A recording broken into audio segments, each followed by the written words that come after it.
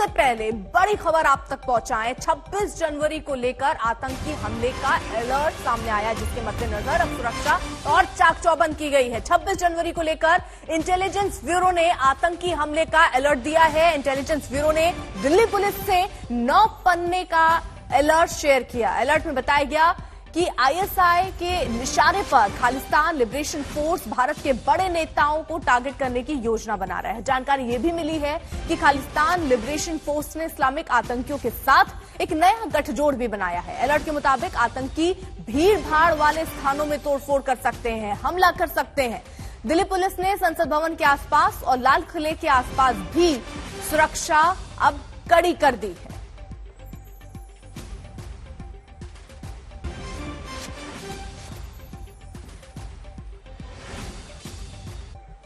और बड़ी खबर 26 जनवरी को लेकर इंटेलिजेंस ब्यूरो ने आतंकी हमले का अलर्ट दिया है। इंटेलिजेंस ब्यूरो ने दिल्ली पुलिस से 9 पन्नों का अलर्ट शेयर किया और अलर्ट में यह बताया गया कि आईएसआई के इशारे पर खालिस्तान लिबरेशन फोर्स भारत के बड़े नेताओं को टारगेट करने की योजना बना रहा है।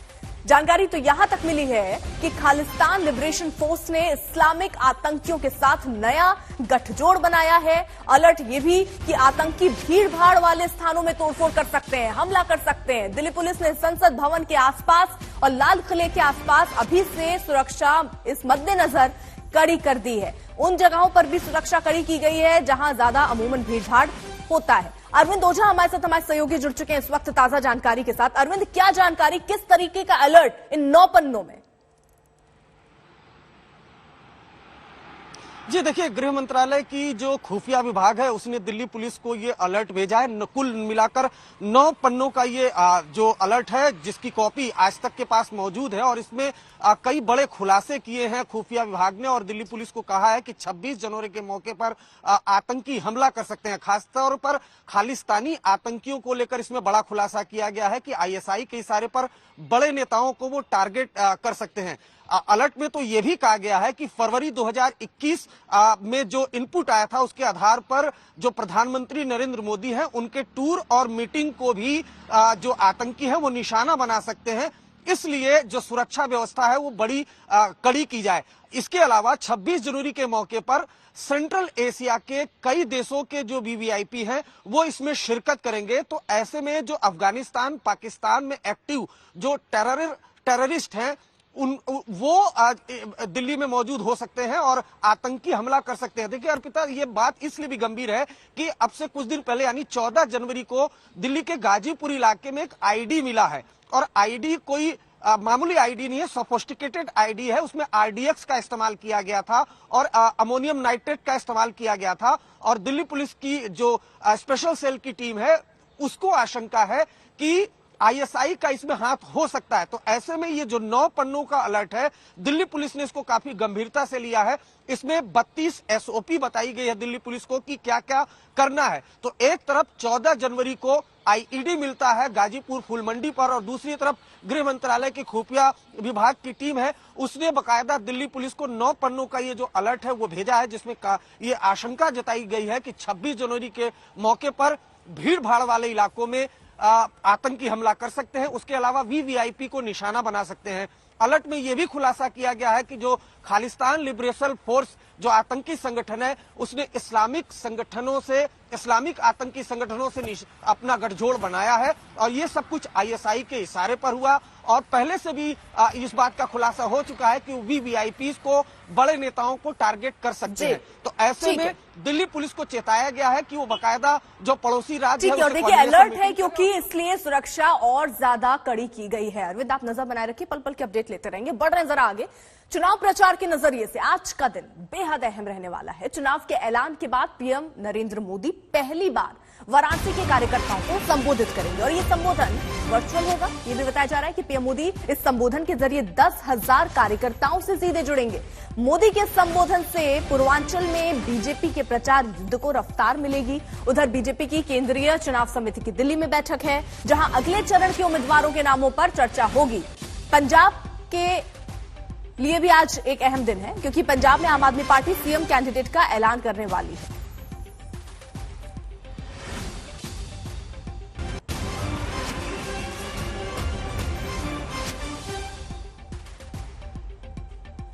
तो काशी के कार्यकर्ताओं को प्रधानमंत्री नरेंद्र मोदी संबोधित करेंगे। वर्चुअल तरीके से ये संबोधन होगा, सीधे उनसे बात करेंगे, उन कार्यकर्ताओं से जो दिन रात पार्टी के लिए लगे रहते हैं। वहीं आज पंजाब के लिए भी बड़ा दिन है, वो इस लिहाज से क्योंकि आज सीएम कैंडिडेट आम आदमी पार्टी का कौन होगा ये साफ होगा।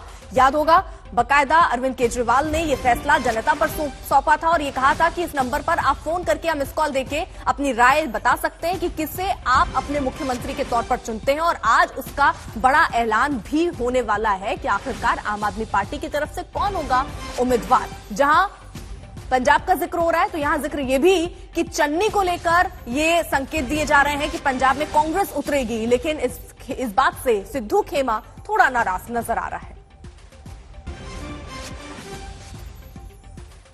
तो पीएम मोदी के वर्चुअल संबोधन से प्रचार को रफ्तार मिलेगी। जाहिर तौर पर नमो ऐप से 10,000 से ज्यादा कार्यकर्ता जो हैं वो जुड़ पाएंगे, उनको प्रधानमंत्री सीधे उनसे संवाद करेंगे।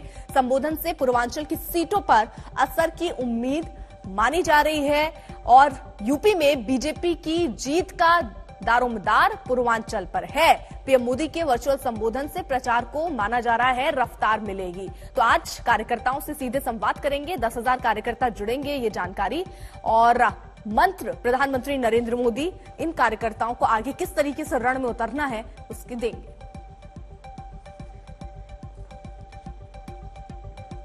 तो यूपी में जैसे जैसे प्रचार तेज हो रहा है, जुबानी जंग भी रफ्तार पकड़ रही है। अखिलेश यादव किसानों के सवालों पर बीजेपी को घेरने की कोशिश में लगे हैं, तो बीजेपी अतीत में हुए दंगे और हिंदुओं के पलायन के सवाल पर अखिलेश यादव को घेर रही है।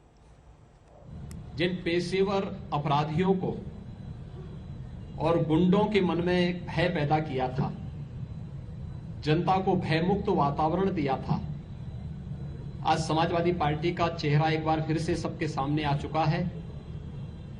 कैराना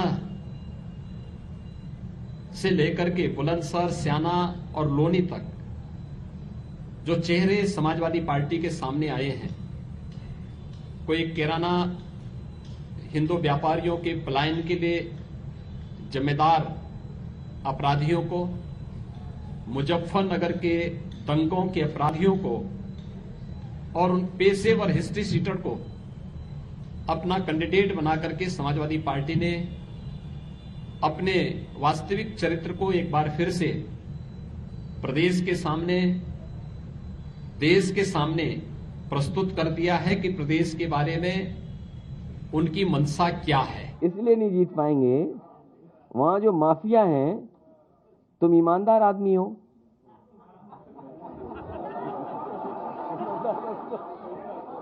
हैं?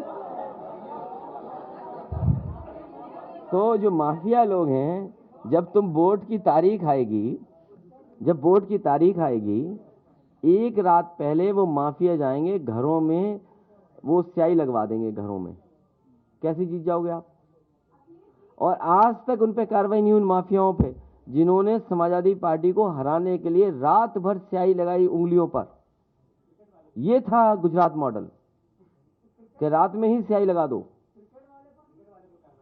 क्रिकेट में तो अभी वो डीएमएससी फिर पिच बना दें कहीं ना कहीं किसी को खेलने के लिए, और आईपीएस फरार है। सोचिए, आईपीएस फरार है। मुझे लगता है कि उनकी पहली सूची ने इस बात को साबित कर दिया है कि उनका सामाजिक न्याय, गरीबों, दलितों, पिछड़ों और व्यापारियों की और सम्मानित नागरिकों की संपत्ति पर कब्जा करने वाले पेशेवर अपराधियों के प्रति उनको प्रश्रय देकर के आगे बढ़ाने की अपनी इस प्रवृत्ति से वो आज भी कहीं हटे नहीं है और आदत बहुत जल्दी सुधरती भी नहीं है। और इसीलिए जल्दीबाजी में आज अपना मुंह छुपाने के लिए अब उन्होंने सूची सार्वजनिक करने से परहेज कर दिया है।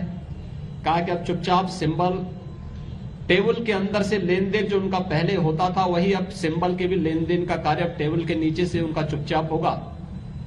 उन्होंने इस बात को फिर से शुरू कर दिया है। ये जो बात कर रहे हैं दंगा, कानून व्यवस्था, ये जानबूझ करके किसान के मुद्दे से चुनाव हटाना चाहते हैं, क्योंकि इन्हें जवाब ना देना पड़े कि किसानों की आय दोगुनी कब होगी। इसीलिए हम समाजवादी लोग और किसानों से भी अपील करेंगे कि अन्न संकल्प लें और भारतीय जनता पार्टी को हराएं और उत्तर प्रदेश से हटाएं। मैं प्रदेशवासियों को इस बात के लिए आश्वस्त करता हूं, प्रदेशवासियों का, प्रदेश के जनता जनार्दन का आशीर्वाद होगा तो भारतीय जनता पार्टी 10 मार्च को फिर से प्रचंड बहुमत की सरकार बनाएगी और इन पेशेवर गुंडों और अपराधियों पर वैसे ही टूटेगी जैसे पहले टूट करके इनको बिलों के अंदर घुसाया था। इन्हें फिर से बिलों के अंदर घुसाने का कार्य सरकार करेगी। सवाल ये पूछना चाहिए, भारतीय जनता पार्टी के मुख्यमंत्री ये कहते हैं जीन तक पहुंच जाते हैं, डीएनए और जीन में इनके कुछ है। हमने कभी नहीं कहा कि जीन में क्या है।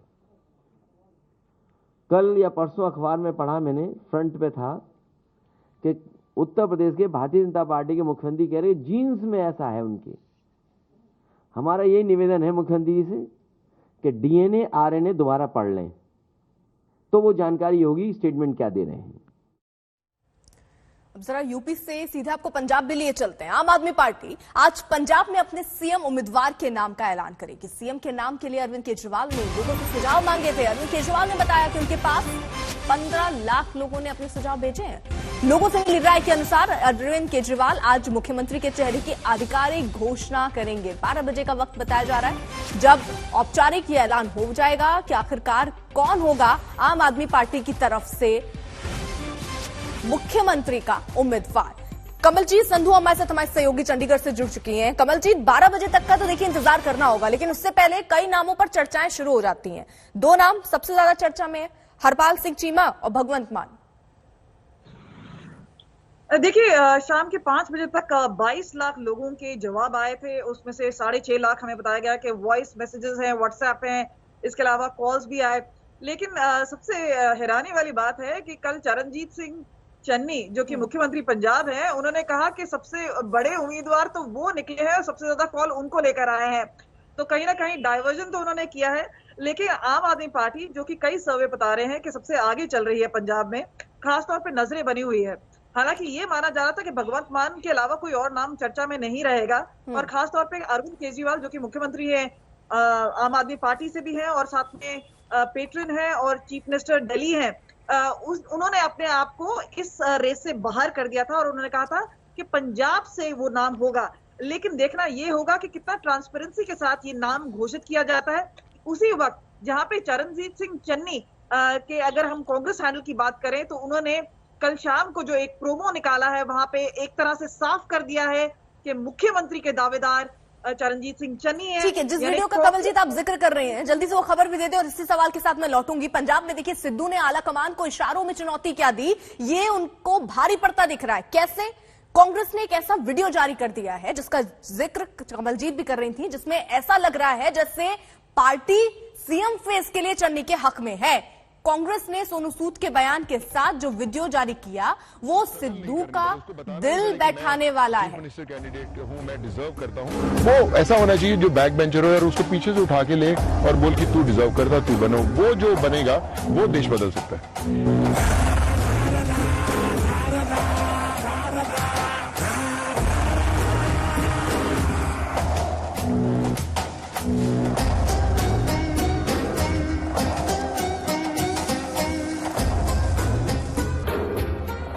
असली चीफ मिनिस्टर वो या असली राजा वो जिसको जबरदस्ती कुर्सी पे लेके आया जाए, उसको स्ट्रगल नहीं करनी पड़े, उसको बताना नहीं पड़े कि मैं चीफ मिनिस्टर कैंडिडेट हूं, मैं डिजर्व करता हूं। वो ऐसा होना चाहिए जो बैक बेंचर हो और उसको पीछे से उठा के ले और बोल कि तू डिजर्व करता, तू बनो। वो जो बनेगा वो देश बदल सकता है।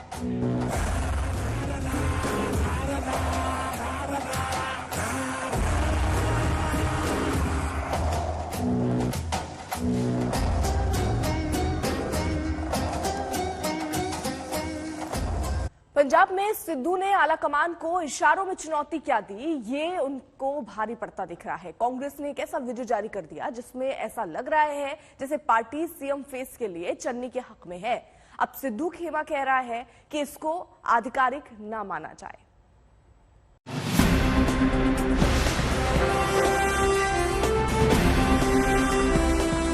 पंजाब में ना अभी चुनाव हुए और ना ही नतीजे आए, लेकिन कांग्रेस के भीतर इस बात पर गदर छिड़ा है कि अगर जीत मिली तो सीएम की कुर्सी पर कौन बैठेगा। नवजोत सिंह सिद्धू खुद को सीएम का चेहरा मानकर चल रहे हैं। पंजाब मॉडल के जरिए वो बिना कुछ कहे दावा ठोक रहे हैं। उन्होंने तो ये तक भी कह दिया कि सीएम का फैसला आलाकमान नहीं जनता करेगी। लेकिन अब जरा उस वीडियो को गौर से देखिए जो कांग्रेस ने जारी किया है। सोनू सूद के बयान के साथ जारी ये वीडियो ऐसा है जो सिद्धू का दिल बैठा देगा।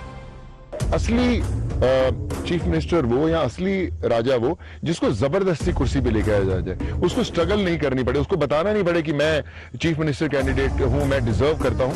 वो ऐसा होना चाहिए जो बैक बेंचर हो और उसको पीछे से उठा के ले और बोल कि तू डिजर्व करता, तू बनो। वो जो बनेगा वो देश बदल सकता है। तो सुना आपने, कांग्रेस आलाकमान के फैसले का इसमें जिक्र है। दावा ठोकने वाले सिद्धू के लिए नसीहत है। मतलब निकालने वाले तो साफ ये कह रहे हैं कि कांग्रेस ने बिना कुछ कहे ही सीएम पोस्ट के लिए चन्नी के नाम पर मुहर लगा दिए। कांग्रेस के इस वीडियो को पंजाब कांग्रेस ने रीट्वीट किया है। चन्नी के लिए ये वीडियो हौसला बढ़ा देने वाला है, लेकिन सिद्धू कैंप को झटका लगा है। सीधे तौर पर तो सिद्धू कैंप की तो कोई प्रतिक्रिया नहीं आई, लेकिन सिद्धू के करीबी एक सूत्र ने कहा इसको हाईकमान का आधिकारिक ऐलान नहीं माना जाए। ऐसा नहीं माना जाए कि चन्नी ही सीएम फेस होंगे। ये प्रोमो टीम की तैयार की गई क्लिप है। इसका मकसद ध्यान खींचना भर है। इसका ज्यादा कोई मतलब नहीं निकालना चाहिए।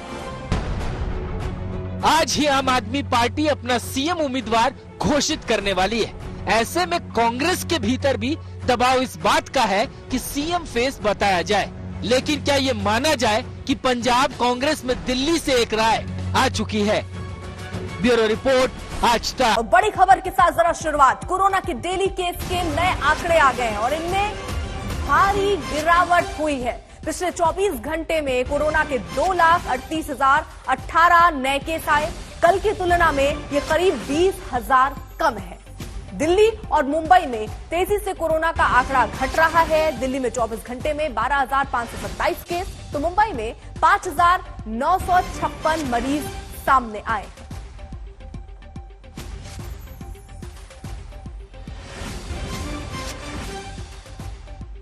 अब क्या कोरोना की मार अब कमजोर पड़ने लगी है? क्या पीक से पहले ही कोरोना की कमर टूट गई है? ये सवाल कल से ही हम पूछ रहे हैं। आइए आपको दिखाते हैं कोरोना के नए आंकड़े। आप समझ पाएंगे, जान पाएंगे कि ज्यादातर राज्यों में डेली केसेस जो हैं वो घटे हैं।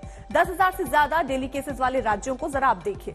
महाराष्ट्र, कर्नाटक, तमिलनाडु, केरल और उत्तर प्रदेश, ये हम आपको दिखा रहे हैं कोरोना अपडेट। सबसे ज्यादा केस वाले ये 5 राज्य हैं जहां पर आप देख सकते हैं क्या अंदाजा। अब महाराष्ट्र में 31,000 के करीब, कर्नाटक में 27,000, तमिलनाडु में 23,000, केरल में 22,000 के करीब और उत्तर प्रदेश में 15,000 के करीब। तो करीब करीब समझा जा सकता है कि किस तरीके से ये आंकड़े सामने आ रहे हैं। वहीं देखिए 24 घंटे में जांच जो है वो 44,000 के करीब हुई है। नए मामले 12,000 के करीब आए हैं। संक्रमण दर सबसे महत्वपूर्ण इस समय में अगर कुछ है तो संक्रमण दर 27.99%।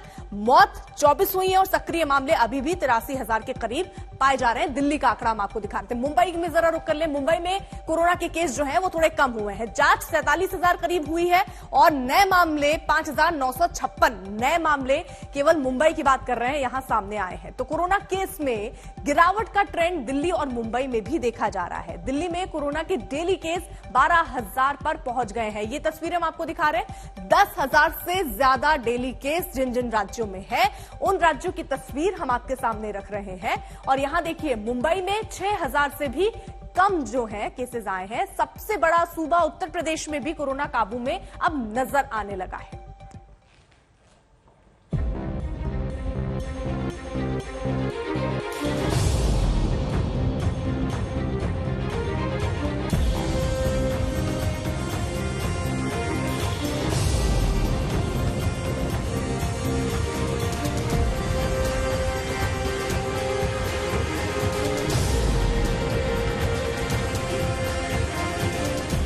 दिल्ली वालों के लिए एक और राहत का दिन, दिल्ली वालों के लिए एक और उम्मीदों का दिन। साल की शुरुआत होते ही कोरोना नाम की महामारी जिस तरह फिर से बड़े संकट के तौर पर उभरी थी, उसकी गिरफ्त से दिल्ली छूटती नजर आ रही है। इसकी तस्दीक कर रहे हैं कल के आंकड़े। दिल्ली में कोरोना के 12,527 नए केस सामने आए हैं। 24 घंटे में दिल्ली में कोरोना से 24 मौतें हुई हैं। अच्छी बात यह है कि 24 घंटे में जितने बीमार हुए उससे ज्यादा ठीक हुए हैं।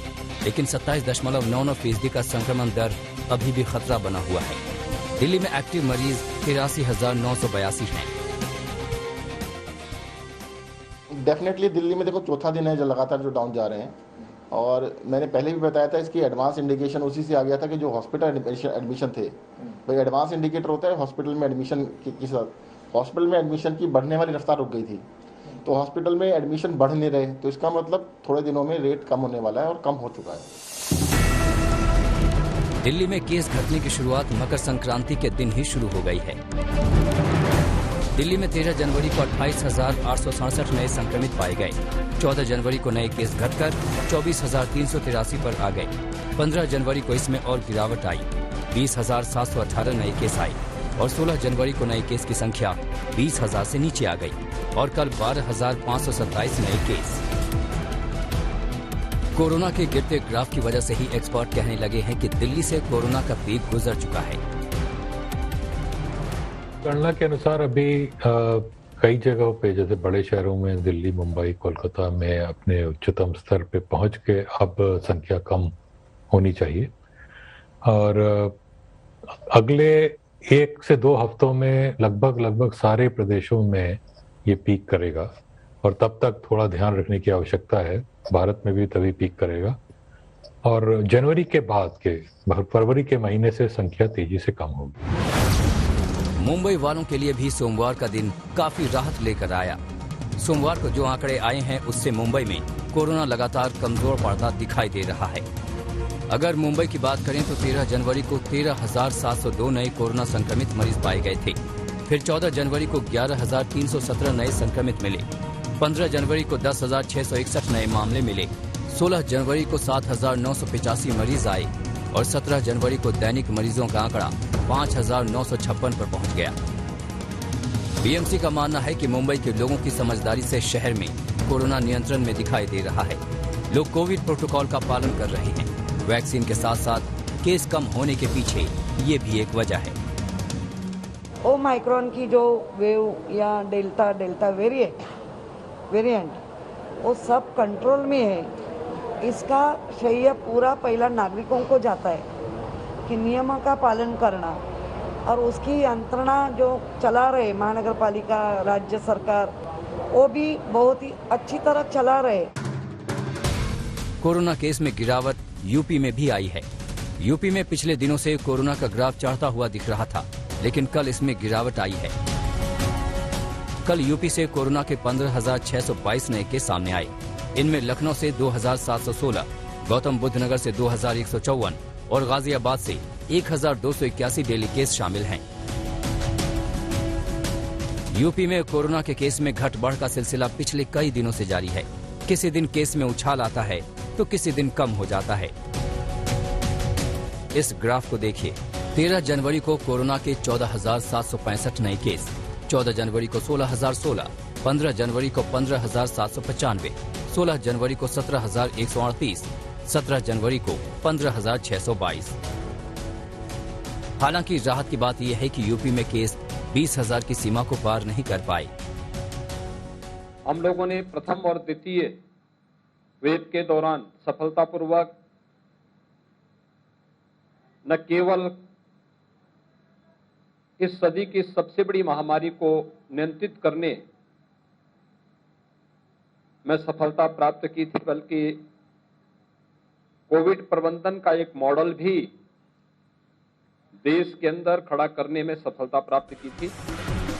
यूपी में कोरोना पीक की भविष्यवाणी कल की गई है, यानी 19 जनवरी को कोरोना के दैनिक केस सबसे ज्यादा होंगे, लेकिन इस रुझान से ऐसा लगता नहीं।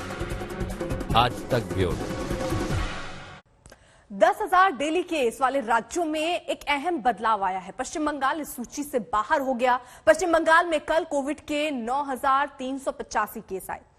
जरा बंगाल के ग्राफिक्स को आप देखिए। 13 जनवरी से ही यहां पर गिरावट का क्रम आपको नजर आएगा। अगर आप तस्वीरों में देखेंगे 13 जनवरी, 14 जनवरी, 15, 16 और 17 किस तरीके से गिरावट आप 13 जनवरी से ही देखेंगे। 13 तारीख को जहां 23,000 के करीब केस थे, फिर 14 जनवरी को 22,000 के करीब, फिर 19,000, फिर 14,000 और 17 जनवरी को 9,000 के करीब। वही देखिए, कोरोना का खतरा टला नहीं है, लेकिन लापरवाही अभी बंद भी नहीं हुई। आम लोगों ही नहीं, खास लोग भी कोरोना पाबंदियों को तोड़ते दिख रहे हैं। ये रिपोर्ट देखिए।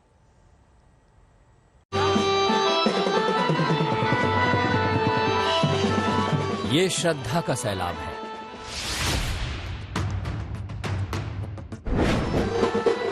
कोरोना का खतरा है तो है, जान पर जोखिम है तो है, लेकिन श्रद्धा पर कोई रोक नहीं। ये महाराष्ट्र के ठाणे जिले के बदलापुर की तस्वीर है। परंपरा के मुताबिक कल भगवान खंडोबा का विवाह समारोह था। भगवान के विवाह से भला भक्त कैसे दूर रहते। कोविड पाबंदियां तोड़ते हुए भक्तों की भीड़ उमड़ गई। लेकिन ये तो धार्मिक मामला है, अब जरा राजनीतिक मामले को देख लीजिए।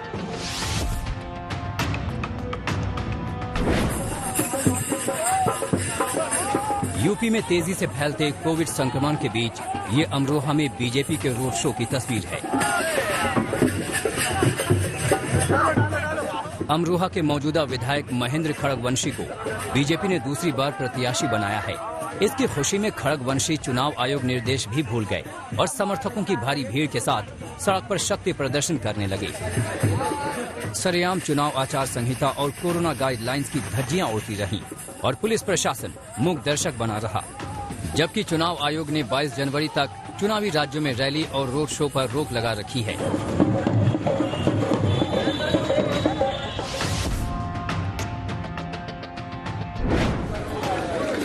ऐसा लगता है कि कोविड प्रोटोकॉल सिर्फ आम आदमी के लिए है। कर्नाटक के दावणगेरे की ये तस्वीर देखिए।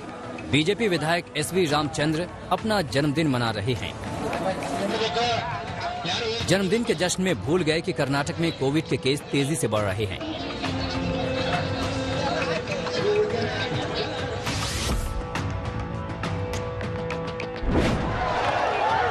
आंध्र प्रदेश के चित्तूर में जल्लीकट्टू की इस तस्वीर को देखिए।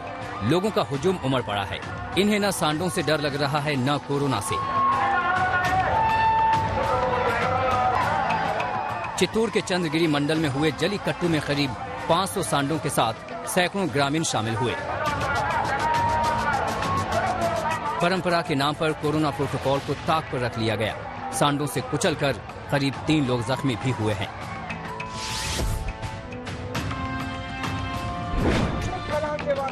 जो ढिंढोरा पिटे उसके अंदर मेरी भी एक सिपाही है कि हम सब एक साथ हो गए। जम्मू से भी कल कोविड प्रोटोकॉल तोड़ने की तस्वीरें आई। पीडीपी ने ट्राइबल युवा सम्मेलन का आयोजन किया था और वहां तय सीमा से ज्यादा लोगों की मौजूदगी दर्ज की गई।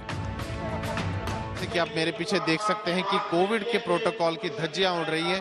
जम्मू प्रशासन की तरफ से साफ दिशा निर्देश है कि 25 लोगों से अधिक संख्या में लोग कहीं पर एकत्रित नहीं हो सकते हैं। लेकिन यहाँ पर आप देखिए कि भारी संख्या में जो पीडीपी के कार्यकर्ता आए हैं और यहाँ पर यूथ कन्वेंशन चल रहा है इस समय जम्मू में। और पीडीपी की अध्यक्ष महबूबा मुफ्ती इस समय मंच पर हैं। मैं कैमरा पर्सन से कहूंगा कि वो तस्वीरें दिखाए। आप देखिए, मंच की तरफ देखिए। पीडीपी की जो मुखिया है महबूबा मुफ्ती, वो स्वयं इस समय मौजूद है यहाँ पर। लेकिन जिस प्रकार से प्रशासन ने दिशा निर्देश दिए हैं कि 25 लोगों से अधिक संख्या में कहीं पर भी कोई आयोजन नहीं हो सकता है, लेकिन साफ तौर पर यहाँ पर आप देखिए कि लोग जो हैं भारी संख्या में आए हैं। सरकार और तमाम एजेंसियां बार बार कह रही हैं कि सावधान रहो, सुरक्षित रहो, लेकिन लोग हैं कि मानते नहीं। ऐसे कैसे खत्म होगा कोरोना? आज तक ब्यूरो।